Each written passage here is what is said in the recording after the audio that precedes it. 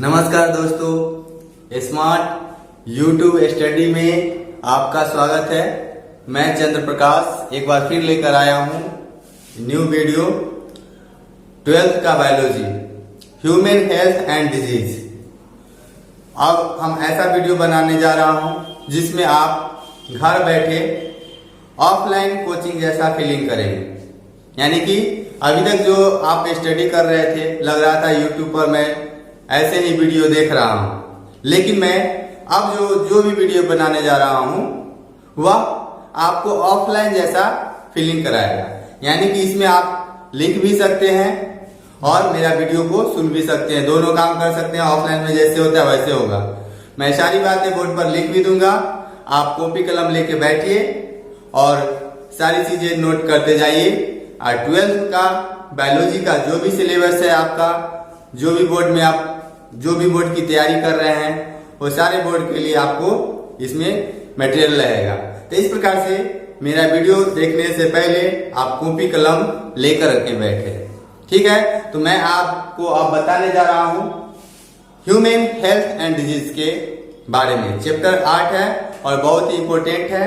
अभी के समय का भी देखते हुए ये वीडियो जो है बहुत इंपॉर्टेंट होने जा रहा है आपके लिए, और जो 12th का प्रिपेयर कर रहे हैं उसके लिए तो रामबाण होगा। तो ठीक है, मैं स्टार्ट कर रहा हूं ह्यूमन हेल्थ एंड डिजीज। ठीक है दोस्तों, तो मेरा पहला वीडियो था ह्यूमन हेल्थ एंड डिजीज का। फर्स्ट लेक्चर मैं कर चुका हूं जिसमें आपको हेल्थ के बारे में बताया था, लेकिन उसमें आप कुछ भी नोट नहीं किए थे। और आज मैं जो बताने जा रहा हूं हेल्थ के बारे में, वो नोट भी कर सकते हैं, ठीक है। तो यहाँ हेल्थ क्या है, व्हाट इज हेल्थ।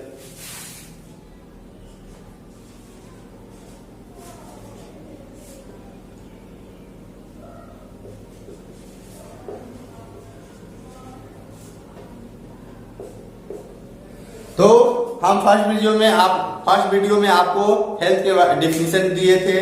WHO के अकॉर्डिंग आपको डेफिनेशन होना चाहिए।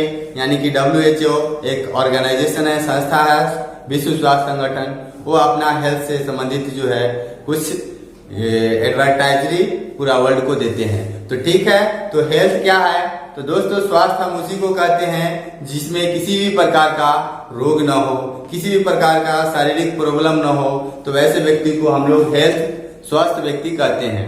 लेकिन WHO के अनुसार से हेल्थ स्वास्थ्य हम उस व्यक्ति को कह सकते हैं जो शारीरिक रूप से फिट तो हो ही, उसके साथ साथ मेंटली और सामाजिक सोशली रूप से भी फिट हो, ऐसे व्यक्ति को हम स्वस्थ कहते हैं। तो नोट करने वाली बात क्या है, तो नोट कर सकते हैं।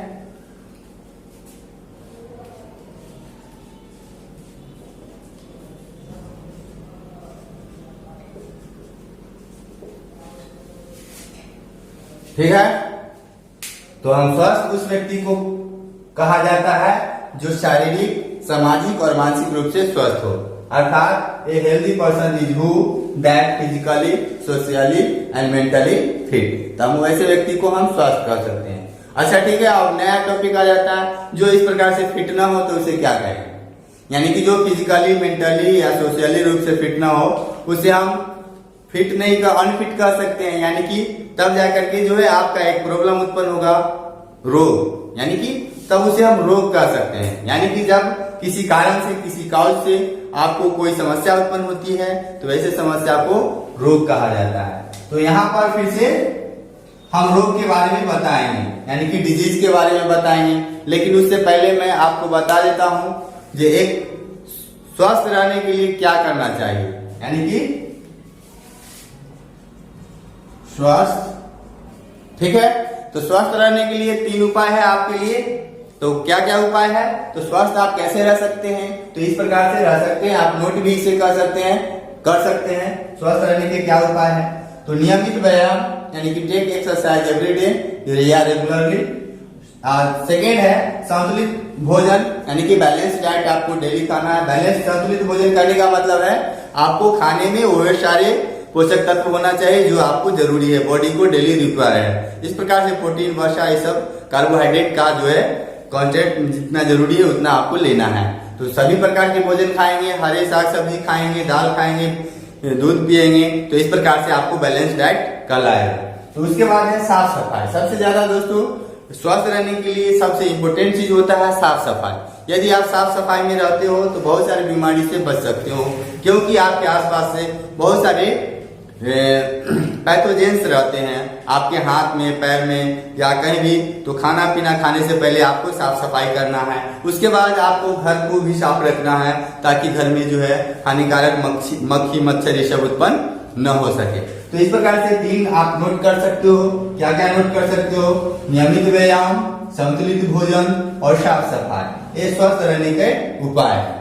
अब दोस्तों कभी कभी होता है कि ये सारी चीज करने के बाद भी हम बीमार पड़ते हैं। तो जी, तो ये सब करने के बाद भी हम बीमार पड़ सकते हैं, क्योंकि कुछ पैथोजेंस है, रोगाणु है, जर्म्स है जो आपको जो वायु में रेस्पिरेशन के द्वारा आपकी बॉडी में प्रवेश कर सकते हैं। तो इस प्रकार से वायु में जो हानिकारक जर्म्स घूम रहे होते हैं उसके द्वारा भी आपको रोग हो जाता है। तो ऐसा होता है। अब कुछ रोग तो ऐसे हैं जो जन्मजात रोग है, जो कि आपको बाद में चर्चा करेंगे, यानी कि टाइप्स ऑफ डिजीज में। तो ठीक है, जितना नोट करने के बाद अब आप इसे हम मिटा रहे हैं। आप दूसरा टॉपिक लेते हैं, डिजीज। कौन सा टॉपिक लेते हैं? डिजीज। ठीक है, नोट कर लीजिए।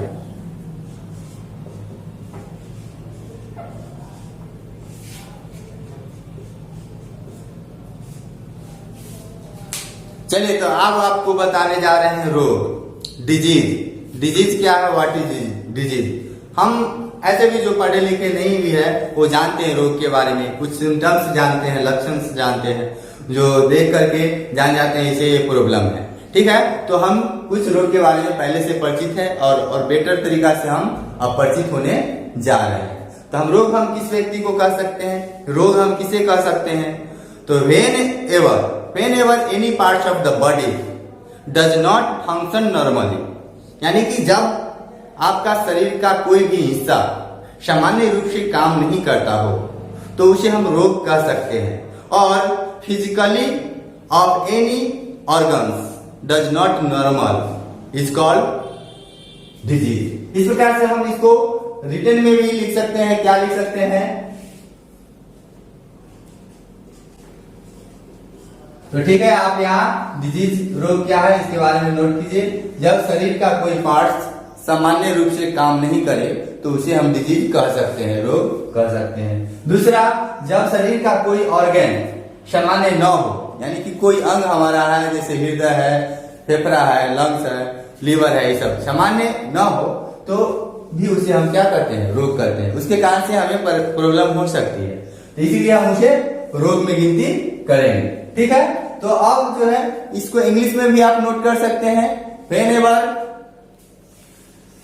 whenever any parts of the body does not function normally is called disease, यानी कि जब शरीर का कोई भी हिस्सा सही रूप से कार्य न करे, सामान्य रूप से कार्य न करे तो उसे हम डिजीज कह सकते हैं।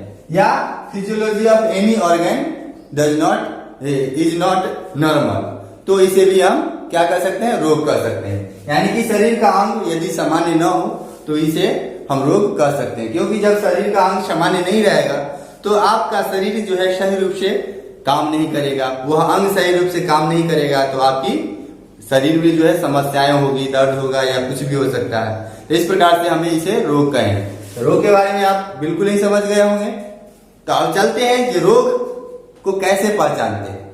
तो रोग को पहचानने के लिए यानी कि डिजीज आइडेंटिफाई सिम्टम्स, यानी कि रोग को हम पहचान कर सकते हैं लक्षणों के द्वारा, सिम्टम्स के द्वारा। ठीक है, तो सिम्टम्स जरूरी होता है। किसी भी रोग का सिम्टम्स होना यानी कि जानना बहुत ही जरूरी होता है, इसलिए इसको बोल सकते हैं डिजीज आइडेंटिफाई सिम्टम्स। तो सिम्टम्स है क्या?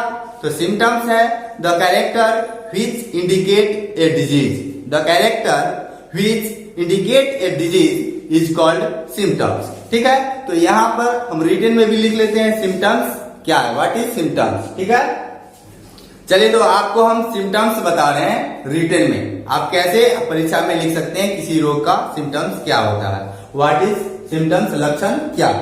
तो जब कोई शरीर का मतलब जब कोई ऐसा लक्षण जो मतलब कुछ खास हो, विशेष हो, जो बीमारी को इंगित करता है, उसे हम सिम्टम्स कह सकते हैं। यानी कि disease identify symptoms, the character which indicate a disease.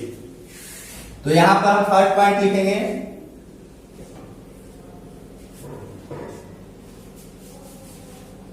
ठीक है। तो आप बोर्ड से नोट कर सकते हैं, disease identified by the symptoms, यानी कि बीमारी को सिम्टम्स के द्वारा पहचाना जा सकता है। यानी कि बीमारी को किसके द्वारा पहचाना जा सकता है, सिम्टम्स के द्वारा। यानी कि the character which indicate a disease is called symptoms, यानी कि जो लक्षण बीमारी को इंगित करता है उसे क्या कहते हैं, सिम्टम्स कहते हैं, लक्षण कहते हैं। तो ठीक है, ये बहुत इंपॉर्टेंट होता है लक्षण जानना। डॉक्टर के पास जाते हैं तो डॉक्टर क्या पूछते हैं, क्या होता है बाबू, आप बताते हैं ये होता है वो होता है, यानी कि कोई प्रॉब्लम बताते हैं, तो यही आपका लक्षण कहलाता है। तो किसी भी बीमारी को पकड़ने के लिए लक्षण जानना बहुत ही इंपॉर्टेंट होते हैं। तब हम चलते हैं, ये लक्षण जो है इंडिकेट कैसे होते हैं, यानी कि डिजीज कैसे उत्पन्न होते हैं। डिजीज मतलब किस प्रकार से उत्पन्न हो सकते हैं। तो डिजीज उत्पन्न करने को अनेक कारण है। तो क्या क्या कारण है, यानी कि there are flowing causing disease, यानी कि बीमारी के अनेक कारण है। तो इन कारणों को हम क्या क्या बोल सकते हैं, क्या क्या कारण हो सकते हैं। तो फर्स्ट कारण है पैथोजेंस, यानी कि रोगाणु। ठीक है, पैथोजेंस का मतलब क्या होता है, रोगाणु। तो कुछ ऑर्गेनिज्म ऐसे हैं, माइक्रो ऑर्गेनिज्म, जो बीमारी को दर्शाते हैं, बीमारी उत्पन्न करते हैं, जैसे कि जीवाणु है, विषाणु है, कवक है, प्रोटोजुआ है। तो ये सब यानी कि बीमारी उत्पन्न करने वाले सूक्ष्म जीव को हम पैथोजेन कहते हैं, रोगाणु कहते हैं। ठीक है, दूसरा है न्यूट्रिटिव एजेंट। न्यूट्रिटिव एजेंट क्या है, पोषक तत्व, यानी कि पोषक तत्वों के कारण जो रोग उत्पन्न होता है उसे न्यूट्रिटिव एजेंट उसे कह सकते हैं। तो पोषक तत्व के कारण अधिकता या कमी होगा तो बीमारी होगा। थर्ड है आपको केमिकल एजेंट, यानी कि रासायनिक तत्व। रासायनिक तत्व के कारण से रोग उत्पन्न होता है तो केमिकल एजेंट वो कहलाता है। और तीसरा है आपका यानी फोर्थ है फिजिकल एजेंट। फिजिकल एजेंट क्या है, ये बाहरी कारक है। बाहरी कारक क्या है, तो धूप है, ह्यूमिडिटी है, सनलाइट है, ह्यूमिडिटी है, प्रेशर है, दाब है, फ्रिक्शन है, घर्षण है, जिसके कारण से रोग उत्पन्न हो जाता है। इसको बोलते हैं फिजिकल एजेंट बोला जाता है। ठीक है ना। उसके बाद आता है मैकेनिकल एजेंट। तो रोग जो उत्पन्न होता है मैकेनिकल एजेंट के कारण से भी होता है। मैकेनिकल एजेंट का मतलब क्या है, या आप गिर गए, हाथ पैर टूट गया, जख्म हो गया, मोच हो गया, तो इस प्रकार से फ्रैक्चर हो गया, तो इस प्रकार से इसको हम बोल सकते हैं मैकेनिकल एजेंट। ठीक है। और एक है लास्ट आपको excess of substance. Excess of substance क्या है, यानी कि जब कोई पदार्थ आपकी बॉडी में ज्यादा हो जाए तो भी बीमारी उत्पन्न हो जाता है। यानी कि अत्यधिक एक्सेस ओवर ईटिंग करते हैं, यानी कि ज्यादा खा लेते हैं, स्वादिष्ट खाना है ज्यादा खा लिए तो उससे भी आपको प्रॉब्लम हो जाती है, पेट की समस्या उत्पन्न हो। तो हम नोट करेंगे, आप क्या नोट करेंगे, ये डिजीज कैसे होता है, इसके क्या क्या कारण है। ठीक है ना। तो आप बोर्ड से अब नोट करेंगे। ठीक है, तो आपको बता रहे हैं जो रोग के क्या क्या कारण हो सकते हैं। तो रोग के ये निम्नलिखित कारण है। क्या क्या कारण है, काउज है, फर्स्ट काउज है आपका पैथोजेंस, रोगजनक। आपको पहले ही बता दें, रोगजनक सूक्ष्मजीव, जीवाणु, विषाणु, कवक, प्रोटोजोआ एक्सेट्रा, इसके कारण रोग होता है, पैथोजेंस कहलाएगा। न्यूट्रिटिव एजेंट्स, जो हम भोजन खाते हैं उसमें पोषक तत्व होता है, पोषक तत्व से भरपूर भोजन लेते हैं ताकि हमारा बॉडी बिल्डिंग हो सके सही से, तो इसके कारण से भी रोग होते हैं। तो न्यूट्रिटिव एजेंट कहलाएगा। केमिकल एजेंट, रासायनिक कारक, यानी कि रासायनिक पदार्थों की कारण से जो रोग होते हैं तो रासायनिक कारक कहलाएगा, केमिकल एजेंट्स कहलाएगा। जैसे कि कैडमियम हो गया, आयरन हो गया, कोबाल्ट हो गया, निकेल हो गया, इस सब के कारण से भी हमें रोग उत्पन्न होता है। जैसे कि आयरन की कमी से क्या होता है, खून का कमी होता है। ठीक है। और फिजिकल एजेंट, भौतिक कारक, यानी कि हम ज्यादा धूप में जाते हैं बीमार पड़ जाते हैं, ठंडा में जाते हैं तो भी बीमार पड़ जाते हैं। तो बाहरी कारक जो भी है ह्यूमिडिटी है, टेम्परेचर है, प्रेशर है इत्यादि। तो आप समझ गए होंगे भली भांति फिजिकल एजेंट उसको हम कहेंगे, उसके कारण से बीमार पड़ते हैं। अब है मैकेनिकल एजेंट, यांत्रिक कारक। यांत्रिक कारक मतलब हम जा रहे हैं, गिर गए, टूट फूट हो गया, मोच हो गया, फ्रैक्चर हो गया, तो इस प्रकार से ये मैकेनिकल एजेंट कहलाएंगे। और एक्सेस ऑफ सब्सटेंस, इसका मतलब ये हुआ जब हम खाना खा रहे हैं, कभी कभी ज्यादा अच्छा लग जाता है तो खा लेते हैं, या पेट भरा हुआ रहता है, कोई रिक्वेस्ट करता है खा लीजिए, तो स्वादिष्ट मिठाई देख करके और खा लेते हैं, तो इससे भी ओवर ईटिंग होता है, यानी कि इससे भी हम बीमार पड़ते हैं। तो ये आपका डिजीज का कारण हो सकता है। इनमें से किसी भी कारण से आप बीमार पड़ सकते हैं या किसी भी कारण से आप रोगी बन सकते हैं। तो इस प्रकार से इसको नोट करने वाली जरूरी चीज है, इसलिए नोट करें। और आगे हम डिस्कस करते हैं स्पेशल, यानी कि स्पेशल डिस्कस हम करेंगे पैथोजेन पर, यानी कि स्पेशल डिस्कस ऑन पैथोजेन। तो हम पैथोजेन के बारे में डिटेल से आपको,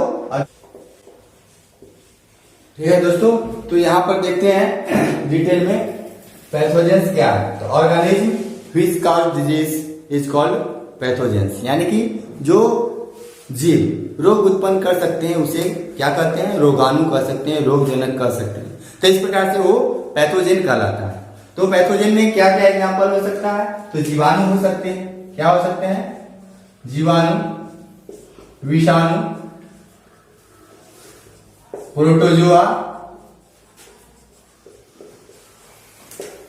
कवक, ये सब रोगजनक होती हैं। तो इस प्रकार से पैथोजेंस ये सब कहलाते हैं। जो सूक्ष्मजीव है जो दिखाई नहीं देते हैं लेकिन रोग उत्पन्न कर देते हैं, तो इस प्रकार से ये सब पैथोजेंस कहलाएंगे। तो फर्स्ट जो है, first Robert Koch 1876 observe that anthrax in cattle, यानी कि सबसे पहले रॉबर्ट कोच ने यह देखा या पाया कि एंथ्रैक्स रोग जो पशुओं में होता है, एंथ्रैक्स रोग जो पशुओं में होता है रोगाणुओं के कारण से हुआ है।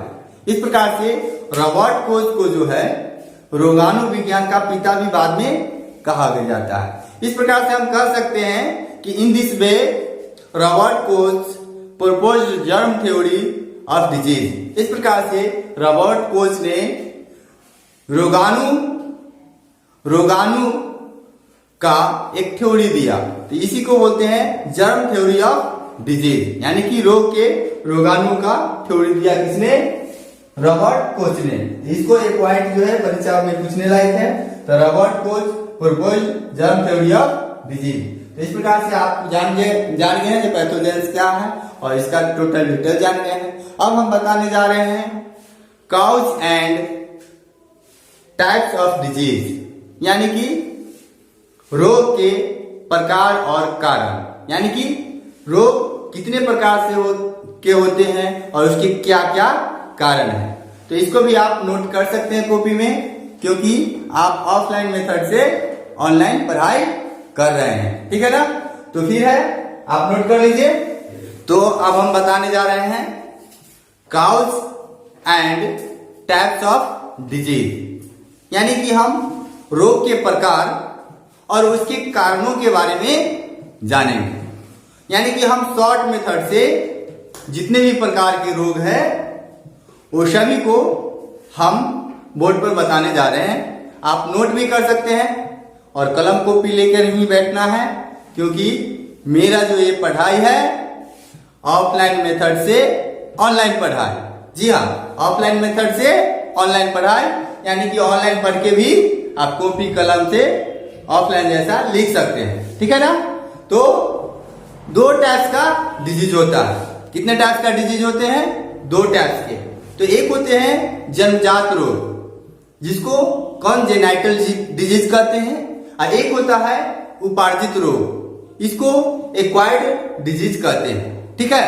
तो जन्मजात रोग हम उस रोग को कहते हैं जो जन्म से ही होता है, इन बर्थ, यानी कि माँ बच्चे को जन्म देती है उसी समय उसको कोई रोग रहता है तो उसे हम जन्मजात रोग कहते हैं, कॉन्जेनाइटल डिजीज। एक है उपार्जित रोग, एक्वायर्ड डिजीज, यानी कि जन्म के बाद बहुत सारे कारणों से रोग उत्पन्न होते हैं, तो ऐसे रोग को हम क्या कहते हैं, उपार्जित रोग कहते हैं, ठीक है ना। दूसरा होता है जो उपार्जित रोग को दो भागों में डिवाइड किया गया है। एक है संक्रामक या संसर्ग रोग, दूसरा है असंक्रामक या असंसर्गात्मक रोग। ठीक है ना, असंक्रामक या असंसर्गात्मक रोग, इसको नॉन इन्फेक्शियस और नॉन कम्युनिकेबल डिजीज कहते हैं। ठीक ना, तो इस प्रकार से यानी कि एक ग्रुप बन गया संक्रामक रोग और दूसरा हो गया असंक्रामक रोग। यहाँ परीक्षा में पूछे जाते हैं संक्रामक रोग और संक्रामक रोग में अंतर बताएं, या संक्रामक रोग से निश्चित तौर पर कोई ना कोई क्वेश्चन रहता ही है। ठीक है ना, तो बोर्ड पर से हम नोट करेंगे।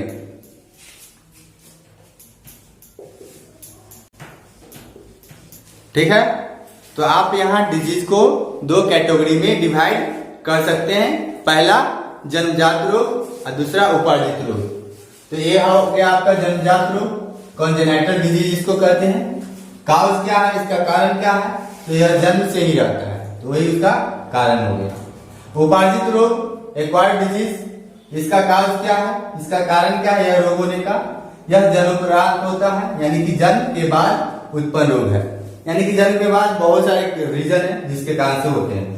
चलिए अब आगे देखते हैं। उपार्जित रोग भी दो प्रकार का होता है, बहुत इंपॉर्टेंट है। एक है संक्रामक, इसको संसर्ग रोग भी कहते हैं, या इन्फेक्शियस और कम्युनिकेबल डिजीज इसको कहा जाता है। तो संसर्ग इसीलिए बोलते हैं कि यह शारीरिक संपर्कों के द्वारा, शारीरिक संपर्कों के द्वारा भी यह रोग फैलता है, इसलिए इसको संसर्ग भी बोला जाता है। जैसे सेक्सुअल ट्रांसमिटेड डिजीज होता है, यानी कि एसटीडी रोग, तो यह सेक्सुअल ट्रांसमिटेड डिजीज है, तो इसीलिए इसको संसर्ग भी कह सकते हैं। तो इसको संक्रामक रोग कहने का मतलब है जो रोग एक व्यक्ति से दूसरे व्यक्ति में फैल सकता है, तो ऐसे रोग को संक्रामक रोग कहते हैं। इसका जैसे कि आपका एड्स हो गया, सिफिलिस हो गया, या कहते हैं एकदम बीबीआई में एंथ्रैक्स रोग हो गया, या चेचक हो गया। तो इस प्रकार से बहुत सारे रोग हैं जो संक्रामक रोग का उदाहरण है। तो हम बाद में इसका डिटेल चर्चा करेंगे। और दूसरा है असंक्रामक, इसको असंसर्गात्मक रोग भी कहते हैं। असंक्रामक का मतलब होता है यह एक व्यक्ति से दूसरे व्यक्ति में नहीं फैलता है और न ही यौन संबंध बनाने से भी फैलता है, इसीलिए इसको असंसर्गात्मक रोग भी कहते हैं। इसको नॉन इन्फेक्शियस और नॉन कम्युनिकेबल डिजीज भी कहते हैं। तो नॉन कम्युनिकेबल डिजीज कैसा होता है, तो एलर्जी जो है या कैंसर है, ये सब असंक्रामक रोग है, यानी कि किसी भी प्रकार से यह एक व्यक्ति से दूसरे व्यक्ति में यह रोग नहीं फैलता है, इसीलिए इसको असंक्रामक रोग या असंसर्गात्मक रोग भी कहते हैं। ठीक है ना, तो आगे हम बताने जा रहे हैं असंक्रामक रोग का प्रकार, यानी कि types of non communicable disease, क्योंकि ज्यादा रोग इसमें भी होते हैं। तो असंक्रामक रोग को हम 6 कैटेगरी में डिवाइड करेंगे। कितने कैटेगरी में डिवाइड करेंगे, 6 कैटेगरी में। तो इस प्रकार से हम ऊपर में आपको बताएंगे ये सब कौन कौन सा रोग है। तो एक बार सुन लीजिए कौन कौन सा रोग है। और संक्रामक रोग कितने प्रकार के होते हैं, तो एक होते हैं हरासित रोग। हरासित रोग को डीजेनरेटिव डिजीज भी कहते हैं। हरासित रोग इसमें क्या होता है, जो विभिन्न अंगों का नष्ट हो जाने से यह रोग उत्पन्न होता है। अंगों के नष्ट हो जाने से यह रोग उत्पन्न हो तो उसे हरासित रोग कहते हैं। जैसे कि हृदय रोग हो गया, तो हृदय में खराबी आ जाती है तो यह रोग होता है, यानी कि अंगों के खराबी होने से जो रोग उत्पन्न हो उसे हरासित रोग कहते हैं, यानी कि डीजेनरेटिव डिजीज कहते हैं। ठीक है ना। एक है आपको हीनता जन्य रोग। हीनता जन्य रोग को इंग्लिश में बोलते हैं डिफिशियंसी डिजीज। यानी कि हीनता मतलब क्या होता है, कमी होना, यानी कि कोई पदार्थों की कमी से जो रोग होता है उसे हीनता जन्य रोग कहते हैं, जैसे रिकेटस हो गया। ठीक है ना। अब आगे चलते हैं। तीसरा है असंक्रामक रोग का एलर्जी। एलर्जी जो है आपको असंक्रामक रोग का कारण है। इसका कारण क्या होता है, ये किसी पदार्थ के प्रति हमारा शरीर अति संवेदनशील हो जाए तो उसे हम एलर्जी कहते हैं। यानी कि कोई पदार्थ खाते हैं और खाते ही आपको इन्फेक्शन हो जाता है तो उसको हम एलर्जी कहते हैं। जैसे कि हो गया परागकण हो गया, धूलकण हो गया, धूप हो गया, ठंडा हो गया, जैसे आइसक्रीम खाए सर्दी हो गया, या धूप में गए बीमार पड़ गए, तो ये सब एलर्जी कहलाता है। ठीक है ना। अब आता है असंक्रामक रोग का चौथा प्रकार, कैंसर। क्या होता है, कैंसर। यानी कि कैंसर क्या, इसके कारण क्या है, तो यह है अनियमित ऊतकों की वृद्धि के कारण होता है। यानी कि इरेगुलर टिश्यू ग्रोथ, यानी कि टिश्यू ग्रोथ करने लगता है रेगुलरली रूप से, तो इस प्रकार से कैंसर इसको बोलते हैं। ठीक है ना। तो कैंसर भी असंक्रामक रोग में आता है। चौथा है आपको पांचवा है आनुवांशिक रोग, जिसको जेनेटिक डिजीज भी कहते हैं। तो जेनेटिक डिजीज का कारण है आनुवांशिक पदार्थ, यानी कि आनुवांशिक पदार्थ जो डीएनए होता है उसमें डीएनए के कारण से रोग होता है तो उसे हम आनुवांशिक रोग कहते हैं। यानी कि जैसा आपका डीएनए है उस प्रकार का, जैसे कि कोई आनुवांशिक रोग से ग्रसित है, हीमोफीलिया रोग जैसे मान लीजिए, हीमोफीलिया रोग जो है आनुवांशिक रोग है। यदि माता पिता में से किसी को है तो उसे संतान में भी हो जाने का चांस रहता है। इस प्रकार से इसे हम बोलते हैं आनुवांशिक रोग। एक होता है लास्ट छठा नंबर होता है सामाजिक रोग। सामाजिक रोग यानी कि सामाजिक रोग, इसको सोशल डिजीज भी कहते हैं। तो सामाजिक रोग में क्या आता है, हमारे समाज में क्या होते हैं, नशा करते हैं, मदिरा करते हैं, इस प्रकार से जुआ खेलते हैं, तो इसके वजह से भी बीमार पड़ते हैं, मदिरा करने से, नशा करने से। तो ये सब हो गया आपको सामाजिक रोग में गिनती आएगा। ठीक है ना। तो असंक्रामक रोग के कितने प्रकार है जान गए, 6 प्रकार है। कितने प्रकार है, 6 प्रकार है, जो कि आप बोर्ड पर से आप रिटन में लिख लीजिए और फिर से इसका बताऊंगा। ठीक है ना। चलिए, तो आपको असंक्रामक रोग के कितने प्रकार होते हैं, 6। कौन कौन से है, नोट करते जाइए। तो पहला आपको बता दिए हरासित रोग। इसे एक सेकंड रुक, हाँ फिर से इसको रिकॉर्ड कहिए। अभी जो मैंने आपको लेक्चर दिया था कि ये सब ठीक है, जैसे बोलते वैसे ठीक है आपकी दृष्टि से। चलिए, अभी आपको इससे पहले जो लेक्चर दिए 6 रोग के बारे में, वे रोग का नाम इस प्रकार से है। आप इसे नोट कर लीजिए, ठीक जैसे मर्जी है वैसे नोट कीजिए, नहीं तो जैसा है वैसे नोट कीजिए। ठीक है ना। तो पहला, क्योंकि पहले ही हम वर्णन कर चुके हैं आपको सभी रोग के बारे में, तो एक बार और हम वर्णन करेंगे। तो ध्यान से मेरा वीडियो को देखिए और सुनिए भी, ताकि आपको अभी याद हो जाए। तो पहला क्या है, हरासित रोग। इसे क्या बोलते हैं, डिजेनरेटिव डिजीज। ठीक है ना। तो यह रोग का कारण क्या है, तो यह रोग का कारण है विभिन्न अंगों के नष्ट होने से होते हैं। यानी कि इसका काम है कि शरीर का अंग नष्ट हो जाए तब यह रोग होता है, यानी कि हृदय रोग। यानी कि जैसे कि हृदय रोग है, यह हरासित रोग में आता है, डिजेनरेटिव डिजीज में आता है। ठीक है ना। दूसरा है आपको हिंता जन्य रोग। हिंता जन्य रोग, तो हिंता जन्य रोग को डिफिशियंसी डिजीज कहते हैं। इसमें हिंता का मतलब क्या होता है, हिंता का मतलब होता है कमी होना। यानी कि क्या चीज का कमी होना, तो किसी पदार्थ का कमी होने से जो रोग हो जाए उसे हिंता जन्य रोग कहते हैं। ध्यान रहे, यह असंक्रामक रोग में आता है। तो दूसरा आपका हो गया डिफिशियंसी डिजीज, जैसे रिकेटस हो गया। रिकेटस यानी कि हड्डी कमजोर हो जाती है, इसमें कैल्शियम की कमी होती है और हड्डी मुलायम हो जाते हैं। बच्चों में यह रोग होता है ज्यादा करके। तीसरा है आपको एलर्जी। हाँ, एलर्जी बहुत नाम सुनते होंगे, जहां में ये चीज से एलर्जी है। दही खाने से एलर्जी है, आपसे बात करने से एलर्जी है, या किसी टीचर से एलर्जी है, किसी डॉक्टर से एलर्जी है। तो यहाँ पर कोई भी पदार्थ से एलर्जी हो जाए तो वह, यानी कि एलर्जी कब करते हैं, किसे कहते हैं, जब किसी पदार्थ से आपका शरीर अति संवेदनशील हो जाए तो उसे हम एलर्जी कहते हैं। जैसे आइसक्रीम खाए और छिकना चालू हो गए, तो आपको ठंडा से एलर्जी है। धूप में गए, बीमार पड़ गए, तो आपको टेम्परेचर से एलर्जी है। इस प्रकार से यानी कि इसको बोल सकते हैं किसी पदार्थ के प्रति अत्यधिक संवेदनशीलता यदि शरीर में है तो उसको एलर्जी कहेंगे, ठीक है ना। आजकल यह रोग जो है सामान्य है, सभी लोग को किसी न किसी प्रकार का एलर्जी रहता ही है। 4 है कैंसर, ठीक है ना। कैंसर इसको कर्क रोग भी कहा जाता है। क्या कहा जाता है? कर्क रोग, ठीक है ना। तो कैंसर होता है ट्यूमर बनने से, यानी कि इसका कारण क्या है? तो इसका कारण पाया गया अनियमित ऊतक वृद्धि, यानी कि बॉडी के कोई भी हिस्सा में यदि टिश्यू ग्रोथ करते रह जाता है तो उसे कैंसर का कारण बनता है, यानी कि ट्यूमर बन जाता है। जैसे कि हमारा बॉडी है, एक निश्चित समय के बाद इसमें ग्रोथ रुक जाता है, लेकिन जब हमारा बॉडी में फ्रैक्चर होता है या कट जाते हैं या घाव हो जाता है तो फिर वहां पे कोशिका वृद्धि करते हैं।